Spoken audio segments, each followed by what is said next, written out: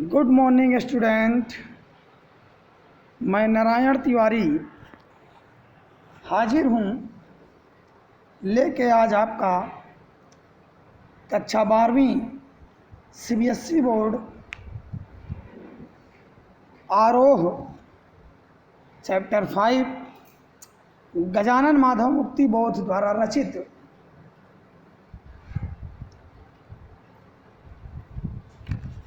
कविता सहर्ष स्वीकारा है। बच्चों, इस कविता को पढ़ने से पहले और भावार्थ करने से पहले हम सब कवि परिचय पर एक छोटा सा दृश्य डालेंगे। गजानन माधव मुक्ति बोध प्रयोगवादी काव्यधारा के प्रतिनिधि कवि माने जाते हैं। इनका जन्म मध्य प्रदेश के ग्वालियर जिले के श्योरपुर नामक स्थान पर 1917 में हुआ। इनके पिताजी पुलिस विभाग में थे और इनके पिताजी का निरंतर स्थानांतरण होने के कारण इनकी पढ़ाई नियमित व व्यवस्थित रूप से नहीं हो पाई। 1954 ईस्वी में इन्होंने नागपुर विश्वविद्यालय से एमए किया हिंदी विषय से। इसके बाद राजनांद गांव के डिग्री कॉलेज में अध्यापन कार्य आरंभ कर दिया। 1964 ईस्वी में इस महान चिंतक, दार्शनिक और पत्रकार एवं सजग लेखक तथा कवि का इस संसार से विदाई हो गई, अर्थात 1964 में ये इस संसार से चल बसे। इनकी जो प्रमुख रचनाएं हैं, कविता संग्रह की बात हम करेंगे तो चांद का मुंह टेढ़ा है, भूरी भूरी खाक धूल। कथा साहित्य अगर हम देखेंगे तो काठ का सपना, विपात्र, सतह से उठता आदमी। और आलोचना इनकी देखेंगे तो कमायनी एक पुनर्विचार, नई कविता का आत्मसंघर्ष, नए साहित्य का सौंदर्य शास्त्र, समीक्षा की समस्याएं, एक साहित्यिक डायरी और भारत पर इन्होंने लेकर लिखी है इतिहास और संस्कृति। बच्चों, कविता का सार हम देखेंगे तो ये जो कविता ली गई है सहर्ष स्वीकारा है, यह इनकी रचना भूरी भूरी खाक धूल काव्य संग्रह से ली गई है। बच्चों, स्वीकारना एक होता है और दूसरा होता है सहर्ष स्वीकार करना, यानी खुशी खुशी स्वीकार करना।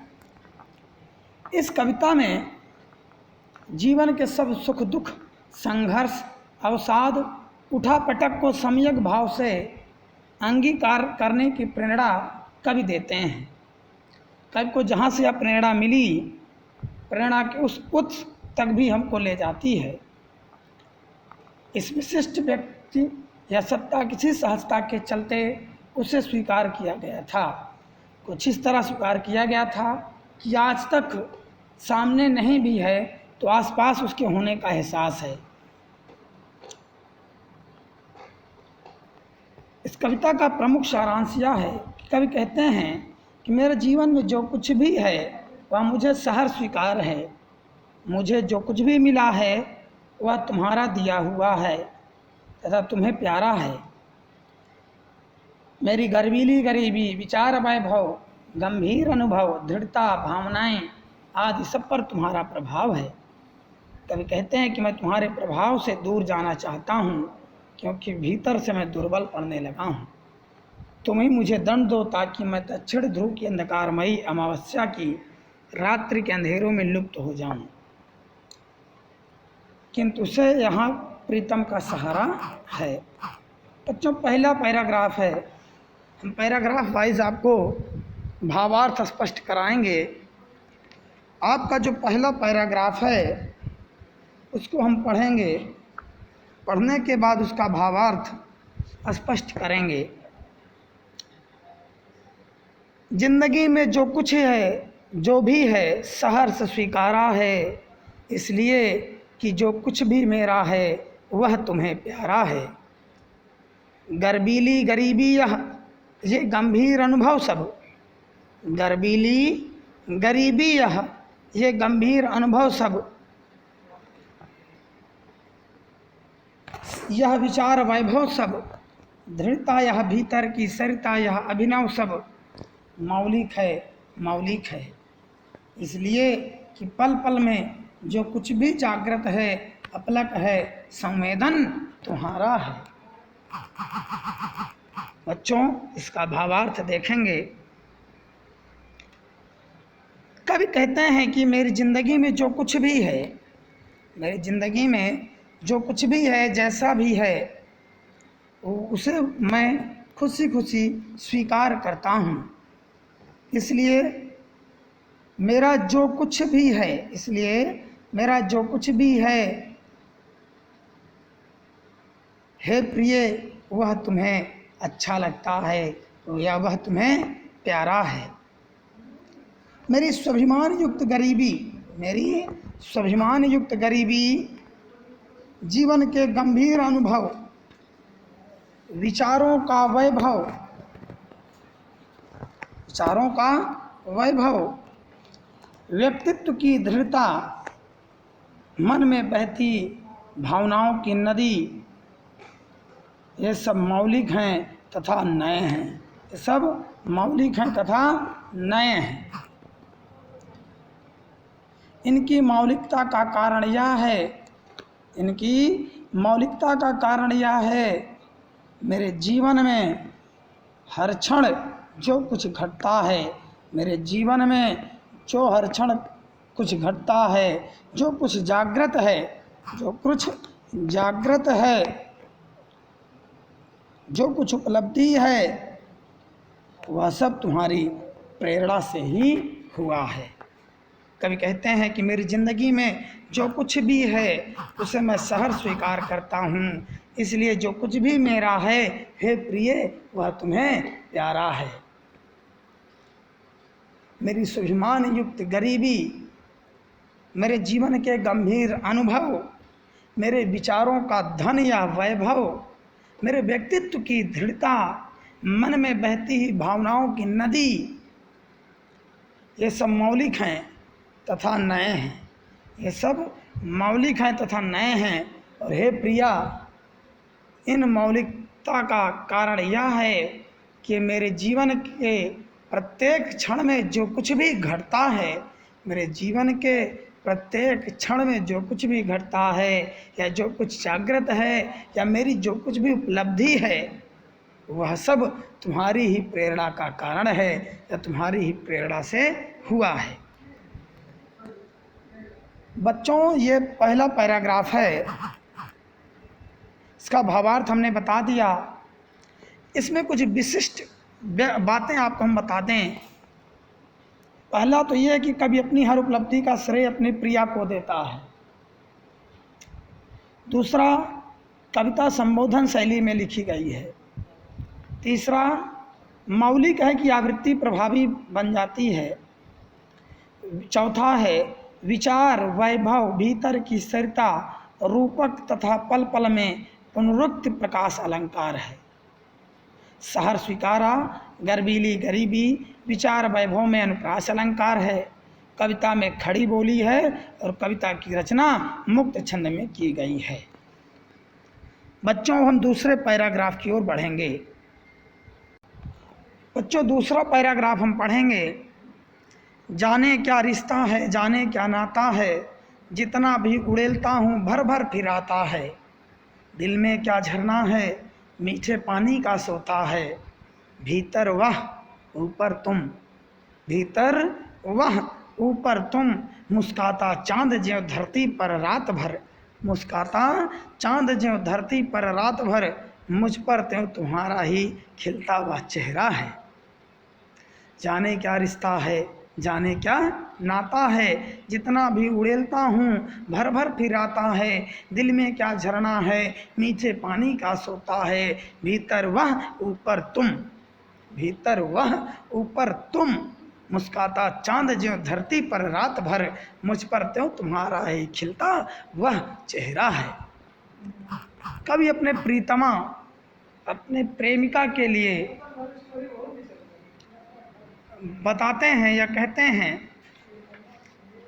कवि कहते हैं कि हे प्रिय, तुम्हारे साथ ना जाने कौन सा संबंध है। हे प्रिय, तुम्हारे साथ ना जाने मेरा कौन सा संबंध है, या ना जाने कैसा रिश्ता है कि मैं अपने भीतर समाये हुए तुम्हारे प्रेम रूपी, स्नेह रूपी जल को जितना बाहर निकालता हूँ। हे प्रिय, मैं अपने हृदय में तुम्हारे प्रेम या स्नेह रूपी जल को जितना निकालता हूँ, पता नहीं ना जाने कहाँ से वह फिर भर के चला आता। अर्थात वह मेरा हृदय कभी तुम्हारे प्रेम से, तुम्हारे स्नेह से खाली नहीं होता, वरन पुनः तुम्हारे प्यार से वह अलोड़ित हो उठता है, भर उठता है और मेरे हृदय में भर जाता है। ऐसा लगता है हे प्रिय, ऐसा लगता है कि मानो मेरे हृदय में, मानो मेरे दिल में कोई झरना सा बह रहा है, मानो मेरे दिल में झरना सा बह रहा है। वह झरना मीठे पानी का स्रोत है, अर्थात वह स्नेह, तुम्हारा प्रेम जो है वह मीठे पानी के स्रोत के समान है, जो मेरे अंतर मन को तृप्त करता रहता है, जो मेरे अंतर मन को तृप्त करता रहता है। हे प्रिय, इधर मन में प्रेम है, हे प्रिय, इधर मन में प्रेम है, भीतर वह। बेटा यहाँ इस लाइन देखिए, भीतर वह, अर्थात इधर मन में प्रेम है और उधर तुम्हारा चांद जैसा मुस्कुराता हुआ चेहरा, और उधर तुम्हारा चांद जैसा मुस्कुराता हुआ चेहरा अपने अद्भुत सौंदर्य के प्रकाश से मुझे नहलाता रहता है, अपने अद्भुत सौंदर्य के प्रकाश से मुझे नहलाता रहता है। कवि का आंतरिक व बाह्य जगत दोनों प्रिया से संचालित होते हैं। देखिए आंतरिक क्या है, भीतर मन में, कवि के मन में या हृदय में प्रेमिका के प्रति बसे हुए प्यार, स्नेह, दुलार, ये सब क्या है, आंतरिक।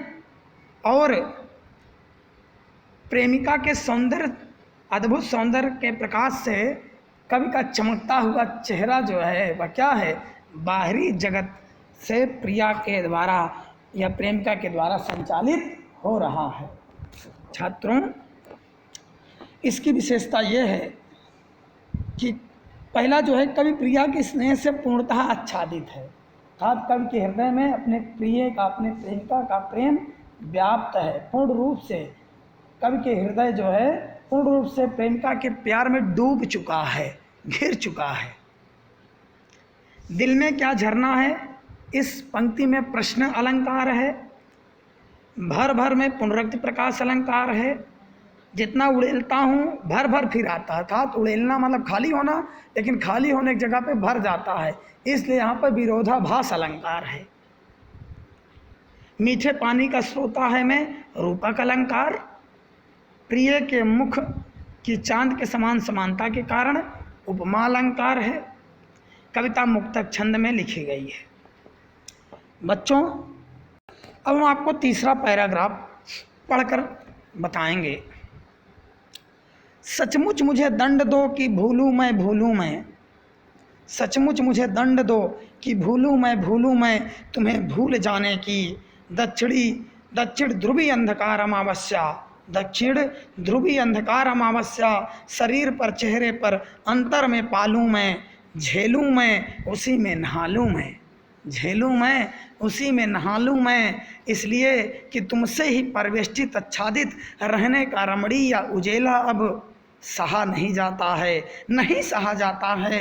ममता के बादल की मंडराती कोमलता भीतर पिराती है, कमजोर और अक्षम अब हो गई है आत्मा यह, कमजोर और अक्षम अब हो गई है आत्मा यह, छटपटाती छाती को भवितव्यता डराती है, छटपटाती छाती को भवितव्यता डराती है। बहलाती सहलाती आत्मीयता बर्दाश्त नहीं होती, बहलाती सहलाती आत्मीयता बर्दाश्त नहीं होती।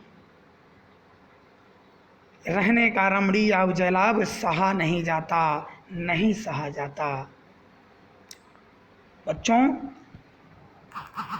कविता एक बार फिर पढ़ दें। सचमुच मुझे दंड दो कि भूलूं मैं तुम्हें भूल जाने की। दक्षिण ध्रुवी अंधकार अमावस्या शरीर पर चेहरे पर, दक्षिण ध्रुवी अंधकार अमावस्या शरीर पर चेहरे पर, अंतर में पालूं मैं, झेलूं मैं, उसी में नहालूं मैं। इसलिए कि तुमसे ही परिवेष्टित आच्छादित रहने का रमणीय उजेलाभ, इसलिए कि तुमसे ही परिवेष्टित आच्छादित रहने का रमणीय उजेलाभ सहा नहीं जाता है, नहीं सहा जाता है। ममता के बादल की मंडराती कोमलता भीतर पिराती है। कमजोर और अक्षम अब हो गई है आत्मा, यह छटपटाती छाती को भवितव्यता डराती है, छटपटाती छाती को भवितव्यता डराती है। बहलाती सहलाती आत्मीयता बर्दाश्त नहीं होती, बहलाती सहलाती आत्मीयता बर्दाश्त नहीं होती। बच्चों, इसका भावार्थ हम आप देखेंगे। प्रस्तुत भावार्थ में कवि अपनी प्रिया को भूलना चाहता है, कवि अपनी प्रिया को भूलना चाहता है। वह चाहता है कि प्रिया उसे भूलने का दंड दे। यहाँ लिखा देखिए, सचमुच मुझे दंड दो कि भूलूं मैं तुम्हें भूल जाने की। कवि कहते हैं कि हे प्रिय, मैं तुम्हें भूलना चाहता हूँ, और इस प्रकार का जो दुस्साहस, जो दुष्कार्य मैं करने जा रहा हूँ, इस दुस्साहस, इस दुष्कार्य का मैं चाहता हूँ कि तुम मुझे दंड दो। वह इस दंड को भी सहर्ष स्वीकार करना चाहता है, और सहर्ष स्वीकार करने के लिए तैयार भी है। प्रिया को भूलने का अंधकार कवि के लिए, प्रिया को भूलने का अंधकार कवि के लिए दक्षिणी ध्रुव पर होने वाली 6 मास की अमावस्या यानी रात्रि के समान है। अंधकार और अमावस्या का मतलब है दुख, दर्द। जब उसकी प्रिया उसको छोड़ के चली जाएगी, प्रीतमा चली जाएगी, तो कवि के हृदय में असहनीय दर्द या दुख होगा, पीड़ा होगा। तो यही पीड़ा या दुख को कवि ने यहाँ पर अंधकार या अमावस्या के समान बताया है। कवि उस अंधकार में भी लीन होना चाहता है। क्या होना चाहता है? लीन हो जाना चाहता है। वह उस अंधकार को अपने शरीर हृदय पर झेलना चाहता है, उसे अपने शरीर और हृदय पर झेलना चाहता है। अर्थात दर्द को शारीरिक रूप से भी और मानसिक रूप से भी कभी बर्दाश्त करने की क्षमता रखता है। जैसा हम आप देखते हैं कि कुछ लोग प्रेम में जब बिछड़ जाते हैं, अत्यधिक प्रेम होने के कारण, तो उनका जो विरह होता है वह सहनीय हो उठता है। तो लोग उसमें नींद त्याग देते हैं, भोजन त्याग देते हैं, घूमना फिरना त्याग देते हैं। तो इससे क्या होता है? उनको शारीरिक कष्ट होता है, और उस दुख दर्द में वो रोते रहते हैं, अपने शरीर पर तमाम तरीके को घाव देते रहते हैं। तो क्या उनका मानसिक कष्ट है। तो इस प्रकार के कष्ट और दुख दर्द को कभी शारीरिक रूप से भी और हृदय रूप से, दोनों रूप से झेलना चाहता है। इसका कारण यह है, इसका कारण भी है, इसका कारण यह है कि प्रिया के स्नेह के उजाले ने उसे घेर लिया है, अर्थात उसकी प्रेमिका के प्रेम ने उसे बांध रखा है, और यह प्रेम अब उसके लिए असहनीय हो गया है, क्योंकि उसके प्रेम में विह्वल होकर के वह अपने सफलता की ओर नहीं बढ़ पा रहा है, वह अपने लक्ष्य की ओर नहीं बढ़ पा रहा है, इसलिए वह असहनीय हो उठा है। प्रिया की ममता या स्नेह रूपी बादल, प्रिया की ममता या स्नेह रूपी बादल, कोमलता सदैव उसके भीतर मंडराती रहती है। प्रिया के जो प्रेम रूपी बादल हैं वह उसके हृदय पर सदैव बादल की भांति मंडराते रहते हैं। यही कोमल ममता उसके हृदय को पीड़ा पहुंचाती है, यही कोमल ममता उसके हृदय को पीड़ा पहुंचाती है, हृदय को पीड़ा पहुंचाती है। यही स्नेह रूपी या प्रेम रूपी बादल उसके हृदय को पीड़ा पहुंचाती है, यही कोमल ममता उसके हृदय को पीड़ा पहुंचाती है। इसके कारण उसकी आत्मा बहुत कमज़ोर हो गई। लिख दिया कवि ने यहाँ, कमज़ोर और अक्षम अब हो गई है आत्मा। यह कवि कहते हैं कि मेरा हृदय अब कमज़ोर हो गया है। और अब मैं बहुत असमर्थ, मेरा आत्मा असमर्थ हो गया है, उसे भविष्य में होने वाली अनहोनी से डर लगने लगा है। भवितव्यता डराती है, भवितव्यता मतलब भविष्य में होने वाले कार्य उसे अब डरा रहे हैं। उसे भीतर ही भीतर यह डर न लगने लगा है कि यदि कभी उस प्रिया के प्रभाव से उसे अलग होना पड़ा, यदि कभी प्रिया के प्रभाव से उसे अलग होना पड़ा तो वह अपना अस्तित्व कैसे बचाएगा, वह अपना अस्तित्व कैसे बचाएगा, अर्थात वह अंदर ही अंदर टूट जाएगा और कहीं वह नष्ट ना हो जाए। अब उसे अपने प्रिया का बहलाना, अब उसे अपने प्रिया का बहलाना, सहलाना, आत्मीयता देना, प्रेम करना, अब उसे अपने प्रिया का बहलाना, सहलाना और रह रहकर अपनापन जताना सहन नहीं होता। क्या नहीं होता? उससे सहन नहीं हो रहा है। अर्थात वह अब आत्मनिर्भर बनना चाहता है, कभी आत्मनिर्भर बनना चाहता है। छात्रों, इसकी विशेषता देख लीजिए। तीसरे पैराग्राफ विशेषता यह है कि कवि अत्यधिक मोह से अलग होना चाहता है। कविता संबोधन शैली में लिखी गई है। यहाँ पर खड़ी बोली में सशक्त अभिव्यक्ति है, जिसमें तत्सम शब्दों की बहुलता है, जिसमें तत्सम शब्दों की बहुलता है। अंधकार और अमावस्या निराशा एवं दुख के प्रतीक हैं। ममता के बादल दक्षिण ध्रुव अंधकार अमावस्या में रूपक अलंकार है, जबकि छटपटाती छाती में अनुप्रास तथा बहलाती सहलाती में स्वर मैत्री अलंकार है। कोमलता व आत्मीयता का मानवीकरण किया गया है। ठीक बच्चों, अब हम आप चौथा पैराग्राफ देखेंगे और लास्ट पैराग्राफ भी है। चौथा पैराग्राफ है और लास्ट पैराग्राफ है। सचमुच मुझे दंड दो कि हो जाऊं पाताली अंधेरों की गुहाओं में बिहरों में। सचमुच मुझे दंड दो कि हो जाऊं पाताली अंधेरों की गुहाओं में बिबरों में, धुएं के बादलों में बिल्कुल मैं लापता, बिल्कुल मैं लापता। लापता कि वहाँ भी तो तुम्हारा ही सहारा है।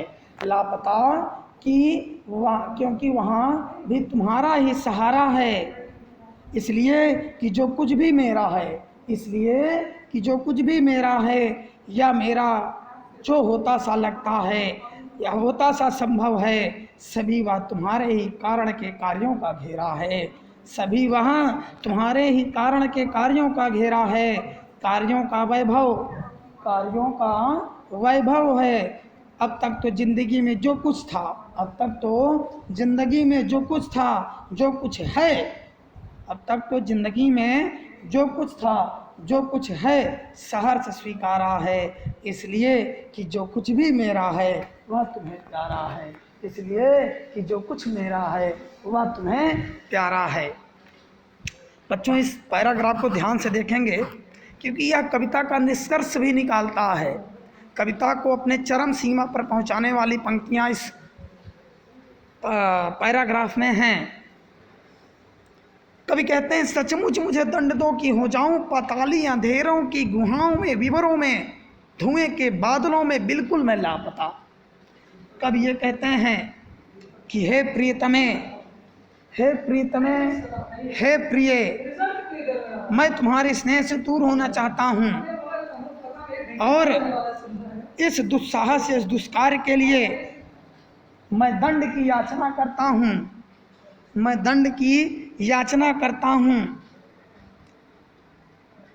हे प्रिय, मैं ऐसा दंड चाहता हूँ, हे प्रिय, मैं तुम्हारे द्वारा ऐसा दंड चाहता हूँ कि तुम्हारे न होने से मैं पाताल की अंधेरी गुफाओं व सुरंगों में खो जाऊँ, अर्थात मैं मृत्यु को प्राप्त हो जाऊँ। यदि कभी मेरा तुम्हारा बिछोह हो, विरह हो, तो मैं मृत्यु को प्राप्त हो जाऊँ और अंधेरों में खो जाऊँ, और अंधेरों में खो जाऊँ।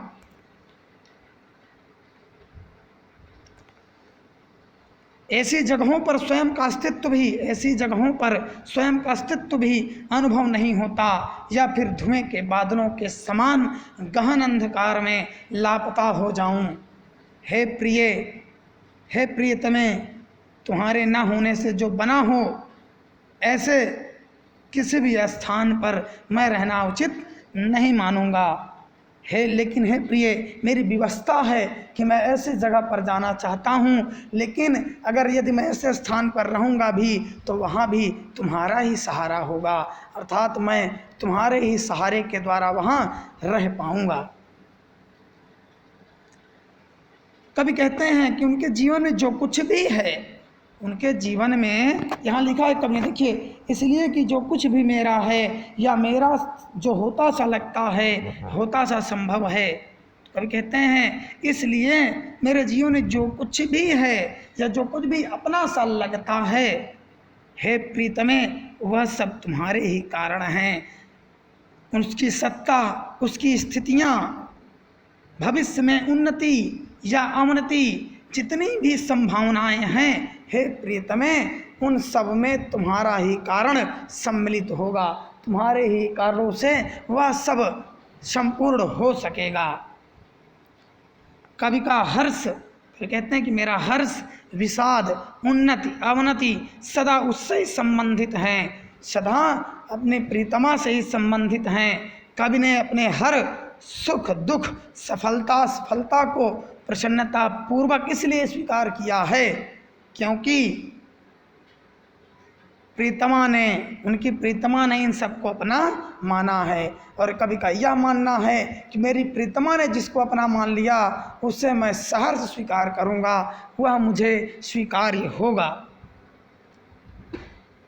वह कवि के जीवन से पूरी तरह जुड़ी हुई हैं, वह कवि के जीवन से पूरी तरह जुड़ी हुई हैं। छात्रों, यह था इस पाठ की पूरी व्याख्या। अब इसकी कुछ विशेषता हम देखेंगे। प्रत्येक कविता में कुछ न कुछ विशेषता निहित होती है। तो इस कविता की विशेषता यह है कि इस अपने अस्तित्व के निर्माण में, व्यक्तित्व के निर्माण में कवि ने अपने प्रीतमा के योगदान को प्रमुख माना है।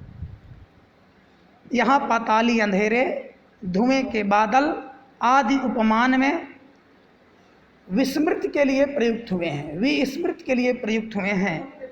दंड 2 पंक्तियों में अनुप्रास अलंकार है, दंड 2 पंक्तियों में अनुप्रास अलंकार है। लापता है कि सहारा है, यहाँ लिखा है लापता कि वहाँ भी तुम्हारा ही सहारा है। इस पंक्ति में विरोधाभास अलंकार है, इस पंक्ति में विरोधाभास, क्योंकि जो लापता हो चुका है वह सहारा नहीं दे पाएगा, अर्थात जो मृत्यु को प्राप्त है, जो लापता है वो सहारा दे पाएगा, इसलिए यहाँ पर विरोधाभास अलंकार है।